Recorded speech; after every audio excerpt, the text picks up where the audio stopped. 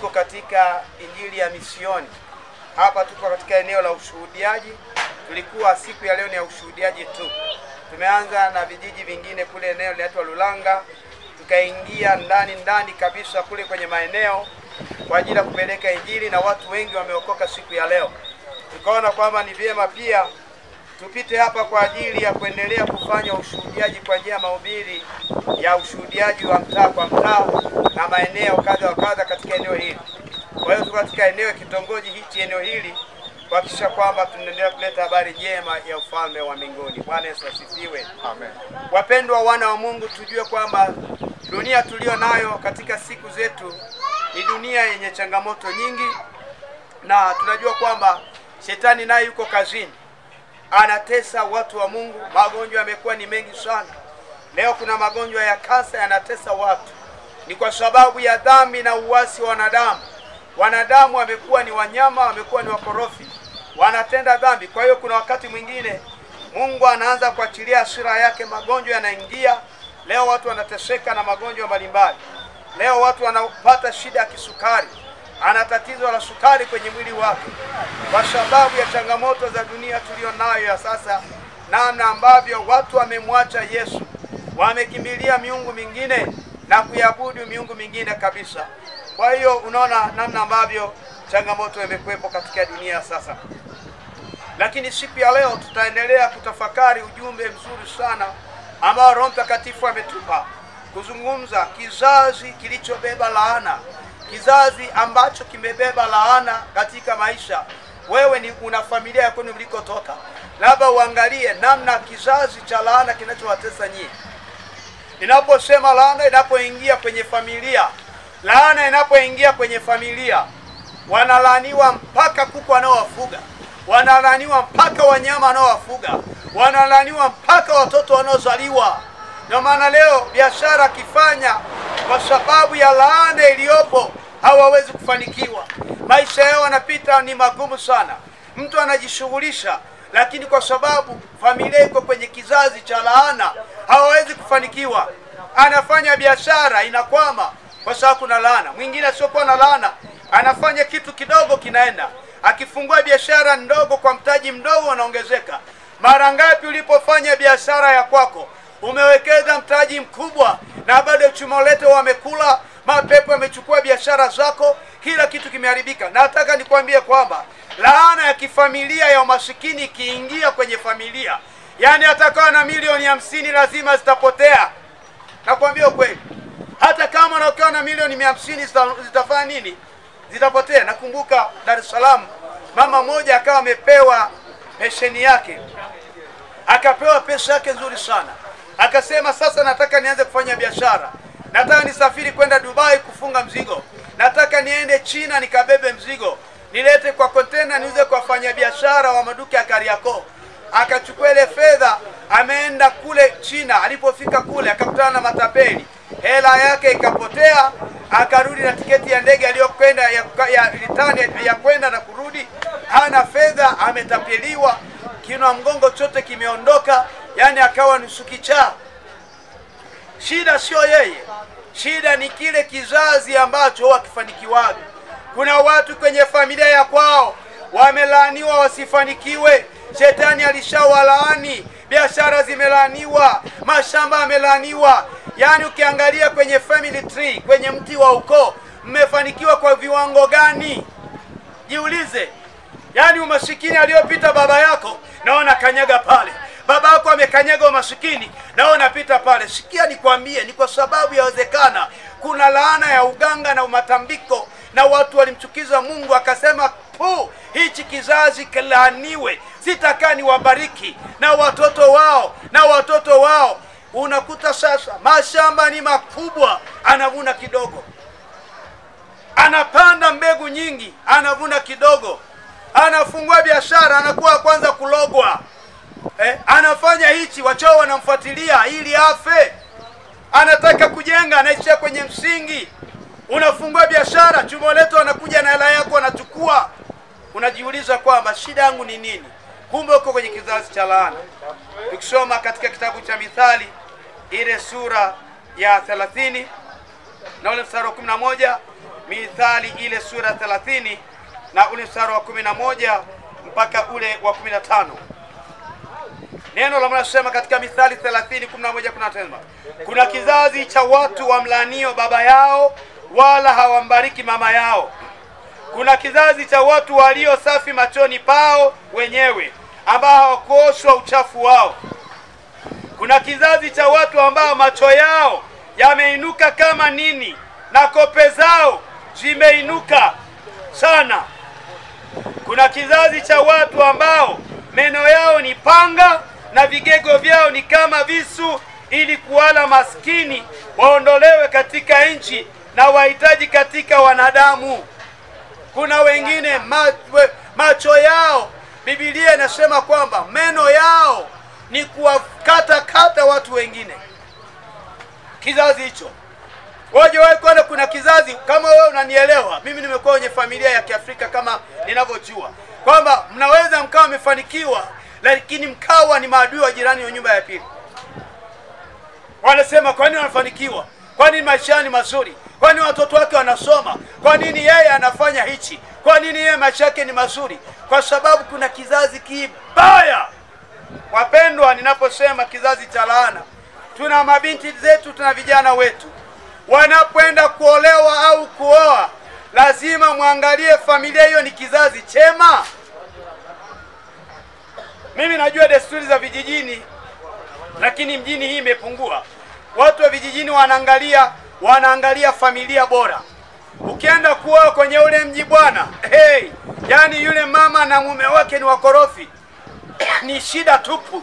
Yani ukienda kuoa yule binti, utaleta moto huku ndani, maana ni kizazi kibaya. Si ndivyo jamani? Au hiyo haipo? Usiende kuoa kwenye ule mji, ni kizazi chao ni kibaya. Ama anasema kope zao zimesimama, hawataki kuona mafanikio yako, hawataki kuona jambo jema.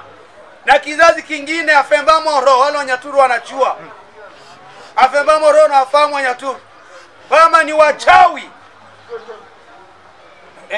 Unaingiza lichawi ndani ya nyumba. Mama na baba walikuwa ni wazuri, mnaanza kulogwa na mtoto aliyeingia kwenye familia, maana ni kizazi cha laana.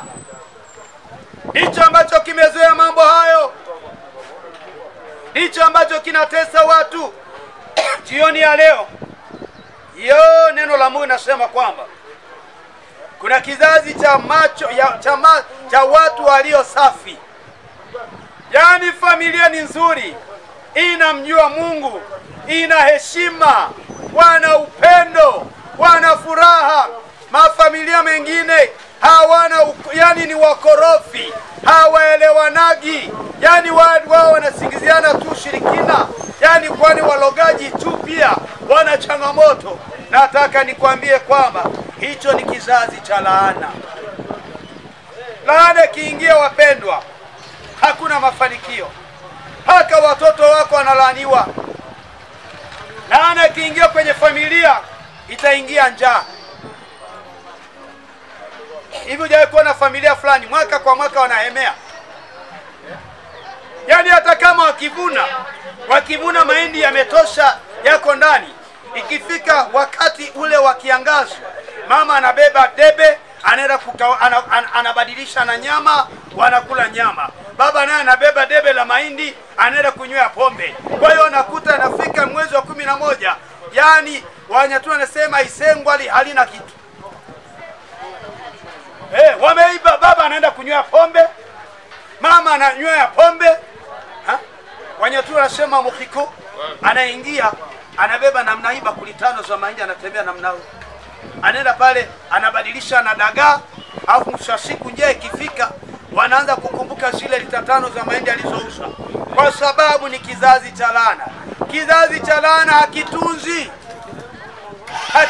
mambo yao, hakitunzi mafanikio, hakitunzi baraka, maana ni kizazi cha laana.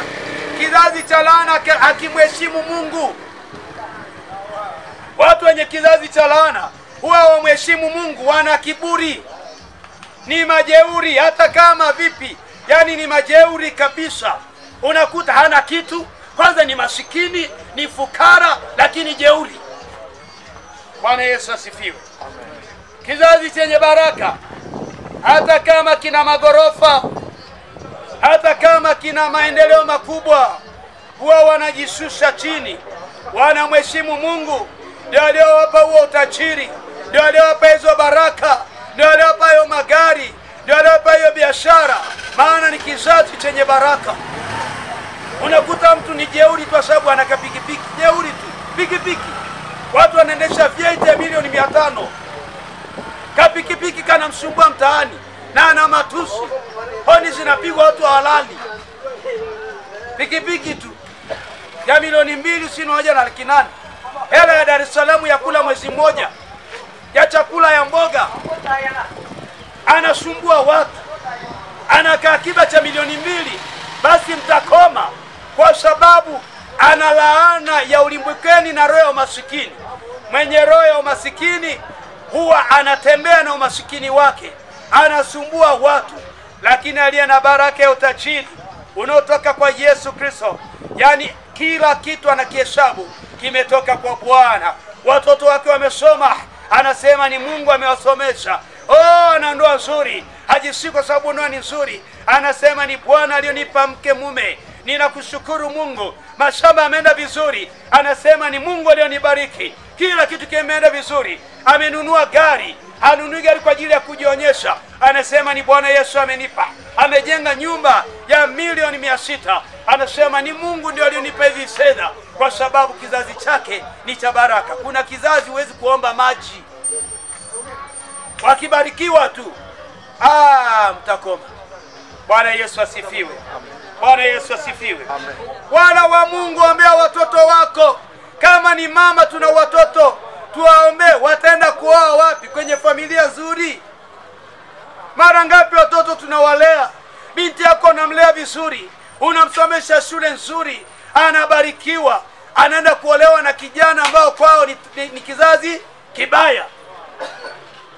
Anaingia pale, badala kuwa na furaha, ndio binti anaanza kuwa na manyanyaso, anaanza kunyanyasika, anaanza kuteseka, anaanza kulia, ni bora ningekuwa kwetu, kama ningelijua naolewa na mwanaume kama huyu. Maana akiangalia mawifi ni moto, akalia mama mkwe ni moto, baba mkwe ni moto, majirani ni moto, ukoo hakuna mahali utasema ili kusudi usaidiwe. Anabaki kwenye shida, anapita kwenye changamoto, maana hakutegemea tabia za wale watu. Ndio maana lazima umwambie Bwana Yesu, binti kijana, mwambie Mungu, naomba nisaidie mahali ambapo naenda kuolewa, ukanipe watu walio sahihi. Kuna watu walikosea, leo wamekufa kwa presha sababu ya mke. Mke ni mkorofi. Shida sio mke, ni roho alizotoka nazo kule alikoolewa. Shangazi yake alikuwa hivyo, bibi yake alikuwa hivyo, huko nyuma kizazi kilikuwa hivyo. Yani huwa ni wakorofi, kazi yao kunyanyasa wanaume. Kijamaa kimenyoka, kimekonda, kinasubiria kufa. Maana tazama, katika ulimwengu wa roho, roho iliyoko ndani yake roho ya ubabe, kwa sababu ni kizazi ambacho ni cha laana, ambacho ni cha laana. Bwana Yesu asifiwe. Amen. Haleluya, kanisa la Bwana. Amen. Ndio maana nasema kizazi ambao macho yao yameinuka kama nini na kope zao zinainuka sana. Kuna kizazi cha watu ambao meno yao ni panga.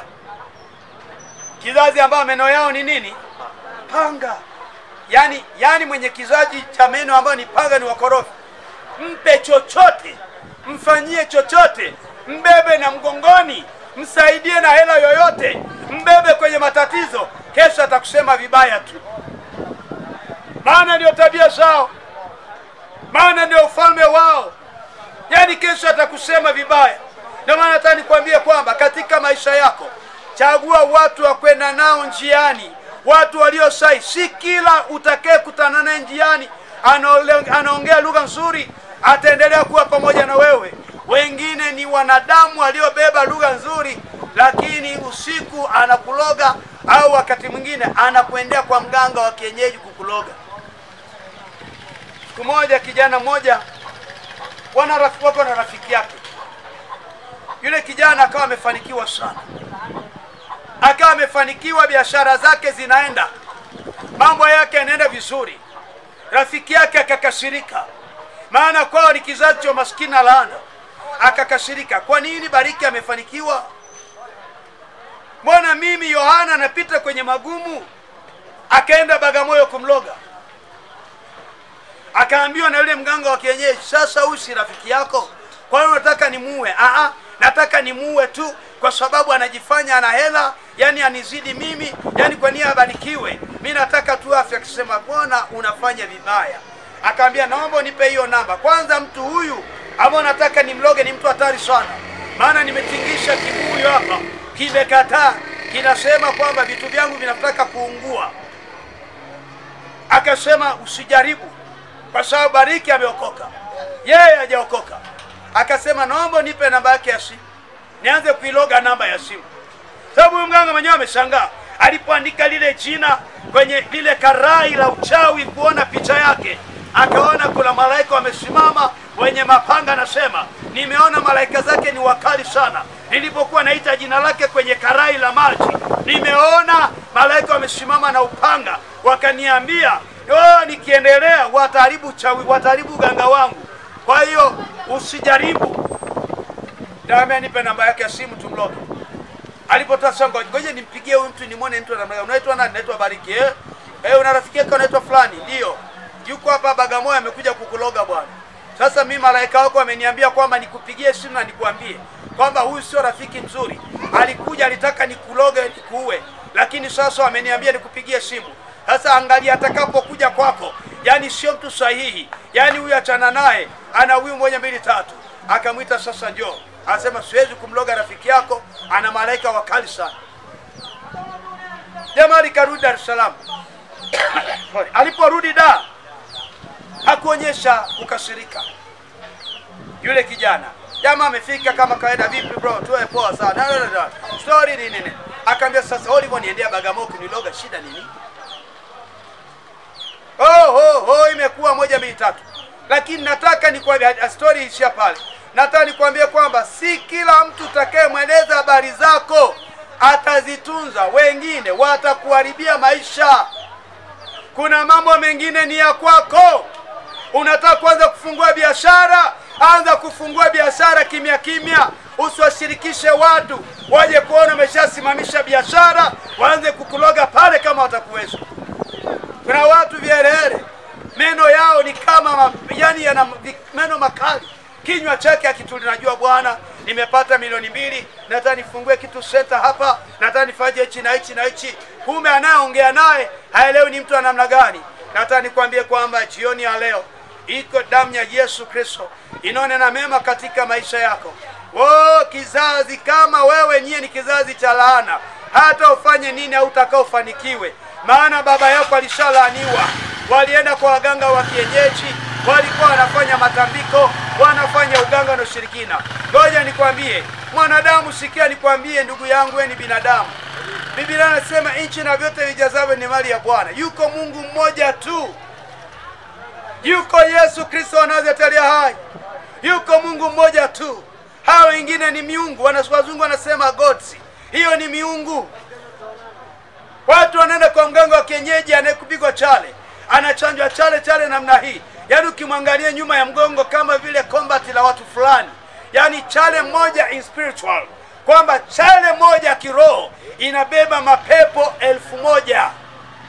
Chale moja ya mganga wa kienyeji ile nyeusi, kwamba wanapokuchanja na chale nyeusi, kwamba all the time you are living to the darkness. Utaishi katika ulimwengu wa nini? Wa giza. Yani forever, maisha yako yote utaishi kwenye ufalme wa darkness, katika ulimwengu wa roho giza. Ndio maana hawaweki unga mweupe, wanaweka black. Wakishekele black, kwamba you are a black, kwamba wewe ni wa gizani. Ndio hivyo ndo maana yake. Wakikufungia kitambaa chekundu, kwamba anakuambia umewekwa kwenye dangerous, kwamba sisi ni hatari. Na kitambaa cheusi, kwamba muda wote utaishi kwenye hatari nyeusi, utaishi kwenye giza na kwenye danger, kwenye hatari ya kufa. Ndio maana mganga ana rangi mbili. Ana rangi ipi? Nyekundu na nyeusi. Bwana Yesu asifiwe. Hili hawezi kufanya protection kwako. Mwanadamu angalie wewe mwenye akili, sio na akili ya kuku.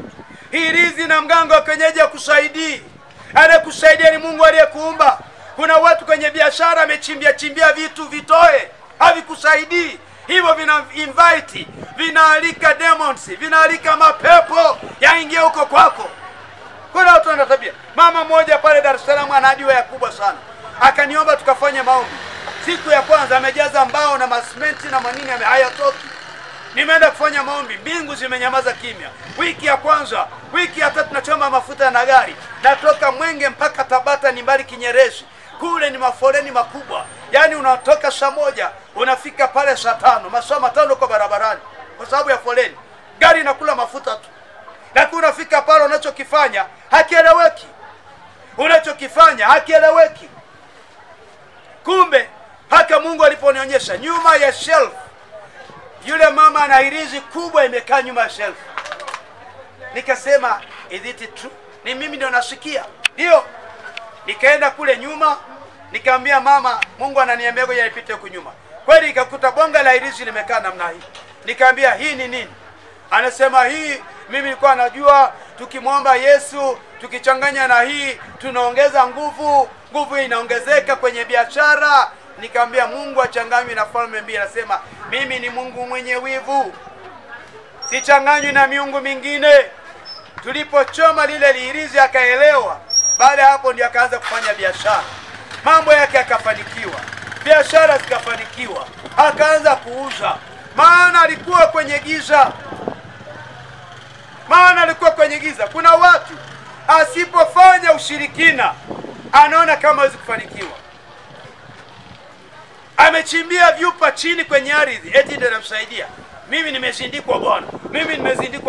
Mimi nimeshindikwa. Yaani mtu aniwezi. Mimi nimeshindikwa na mganga kutoka sehemu fulani. Kiboko anamsifia mwanadamu. Huyo ni mwanadamu tu atakaye kufa kama wewe, atazikwa kama binadamu mwingine, ataoza kaburini. Hakuna mganga wa kienyeji aliishi milele, hakuna waliochanjwa chale wataishi milele, na walichanjwa chale tunawaona na bado walikufa mapema. Kizazi cha laana, Biblia inasema. Baba yake alikuwa anaenda kwa waganga wa kienyeji na watoto wamepita pale pale.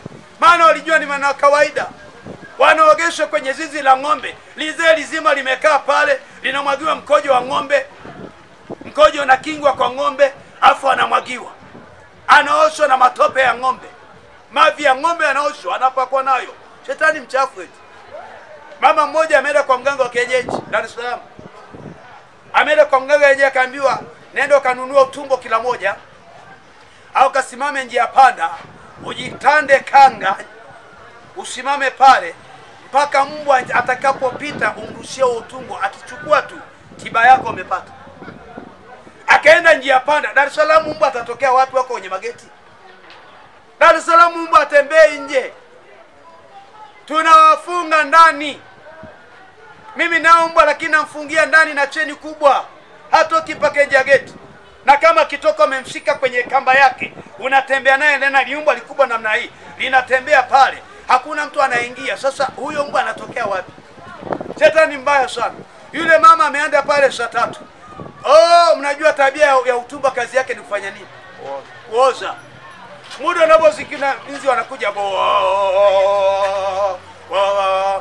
mbwa wanapita pale, nzi wanapita pale, kila kitu kinapita pale. Unajua ni changamoto sana. Nzi wamepita pale, kila kitu kimekuwa na changamoto, kumekuwa na shida. Kilichotokea mahali pale, mpaka saa 8 nzi wameanza kumzunguka mpaka watu kupita wanamshangaa, huyu ni mama gani? Au shetani alivyo mbaya. Amesimama muda wote. Hachoki, ni mtu mzima. Baadaye alipoona hakuna mbwa anapita na mganga, akachukua ile lifuko akarusha kule, akaja kanisani kutafuta utumishi. Bwana Yesu asifiwe. Akaja kumtafuta nani? Mungu wa kweli. Akaanza kumtafuta Yesu wa Nazareti aliye hai. Yesu anayeponya. Kwa hiyo akaona kwamba faida ya mganga wa kienyeji, hakuna faida kwa mganga. Hakuna faida kwa wachawi na washirikina. Ukimpata Yesu umepata vyote. Ukimpata Yesu kila kitu kinakuwa salama. Mambo yanakuwa ni mazuri. Biashara zinabarikiwa. Kizazi kinabarikiwa. Kila utakalofanya litabarikiwa katika maisha yako. Iko damu ya Yesu leo inonena mema katika maisha yetu, inayotupigania na kutuongoza. Bwana Yesu asifiwe. Amen. Haleluya, kanisa la Bwana. Amen.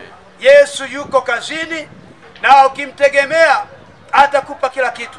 Sisi tumemtegemea Yesu, hatuna shida, hatuna changamoto. Magonjwa yakija lazima yakimbie. Kama akili kichwani, Yesu moyoni, na fedha mfukoni ipo, na mbinguni tunaenda, maana tunamtegemea yeye. Siwezi kuwasha gari Dar es Salaam, gharama ya mafuta ni milioni 2 ya kwenda na kurudi milioni 2. Hatujafanya service ya gari kama milioni 2 na 800 kurani gari kutoka Dar es Salaam mpaka mahali hapa. Sio kama na hela ya kuchozea. Ina watoto ambao wanasoma shule zetu zile mnajua za Dar es Salaam. Lazima usome kwa gharama, mtoto mmoja anafikisha karibia milioni 3 na 500 kwa mwaka mmoja tu. Na wana watoto 5 au 4. Unalipia shilingi ngapi? Na bado wanahitaji kula gharama ya Dar es Salaam unavyojua. Na bado tunarani kupeleka injili mahali hapa. Nataka nikwambie kwamba mwana wa Mungu, iko injili ya Yesu inayoponya. Iko injili ya Yesu. Ukiona tunahubiri namna hii, Yesu ametubariki. Tumemuona sana akitutetea. Nyumba ambayo umejenga, gharama yake nyumba ambayo mimi najenga mpaka itapofika gharama zake ni milioni 800. Nyumba naishi mimi milioni ngapi? Sasa nikikupa mtaji hapo unajaza nyumba ngapi? Nikikupa milioni 800 hapo unafanya nini? Hiyo ni gharama ya Dar es Salaam.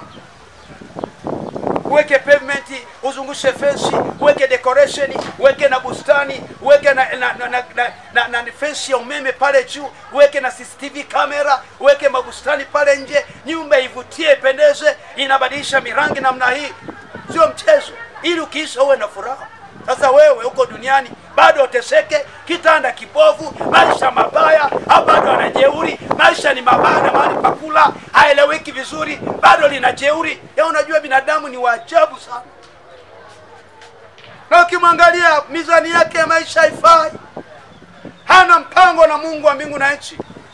Ukiwa na mpango na Mungu wa mbingu na nchi, atakuletea baraka, atakuletea maisha mazuri, atakupa nyumba nzuri, atakupa maisha mazuri, atakupa watoto wazuri, atakupa kizazi kilichobarikiwa, atakupa mafanikio, atakupa kila kitu. Ukimpata Yesu umefanikiwa. Na bahati mbaya mambo ya Mungu kama haya yanapuuziwa. Watu hawajajua siri. Yuko tayari kwenda kwa mganga wa kienyeji, kwenda kufanya upumbavu ili afanikiwe, lakini na bado.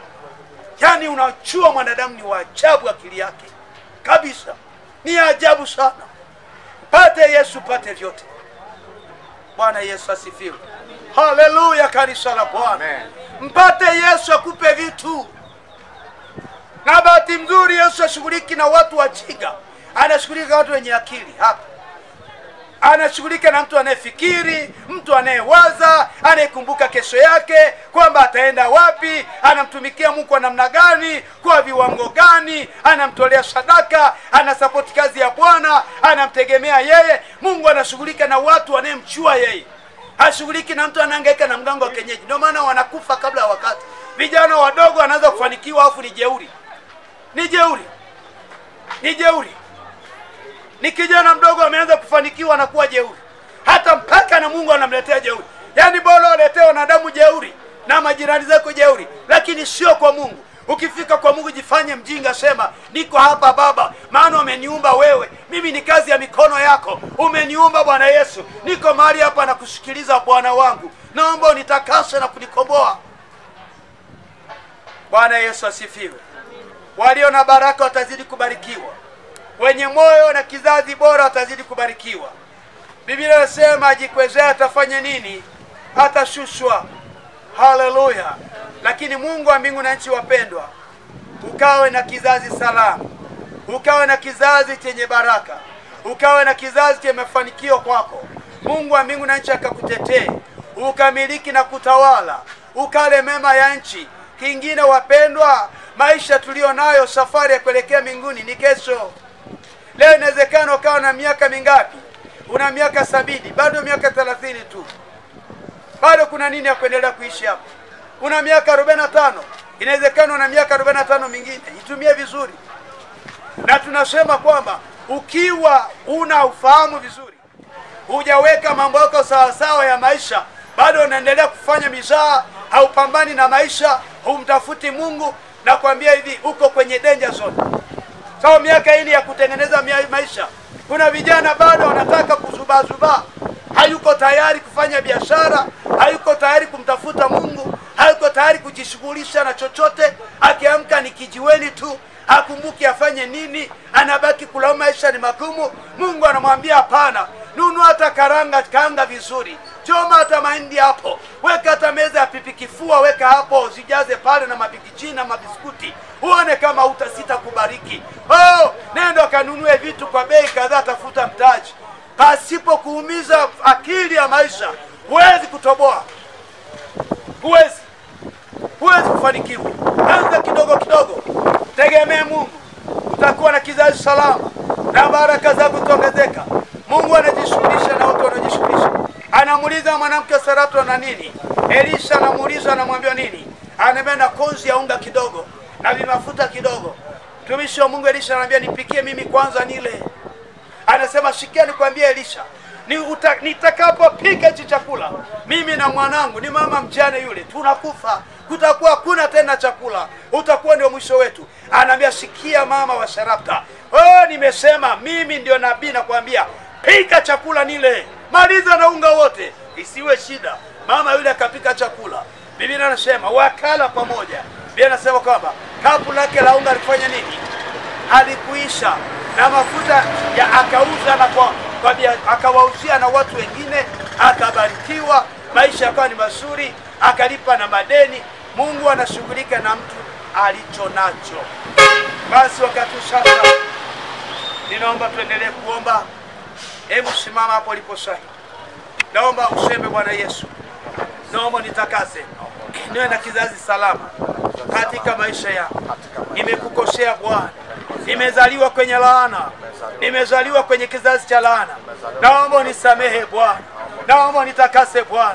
Yawezekana nimezaliwa kwenye familia mbaya, ndio maana leo nateseka, ndio maana leo napita kwenye magumu.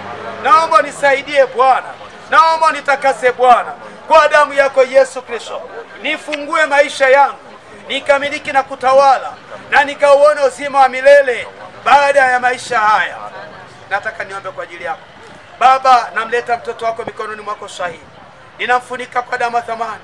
Tazama, yawezekana amelaaniwa kwenye familia. Maisha yake yanayopita leo, si kwa sababu anataka kuishi maisha hayo, si kwa sababu anataka kuwa na hayo maisha.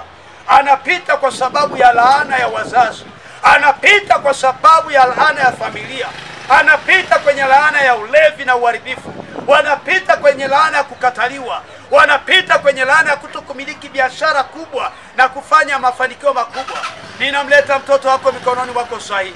Ninaomba ukambariki Bwana, hicho kizazi cha laana cha kutokufanikiwa kikawaachie kwenye maisha yao, kikawaachie kwenye maisha yao, ili akamiliki na kutawala.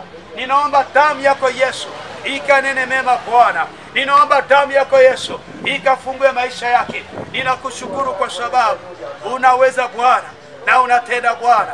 Pokea sifa na utukufu, ili hatimaye siku nyingine tukauone uzima wa milele baada ya maisha haya.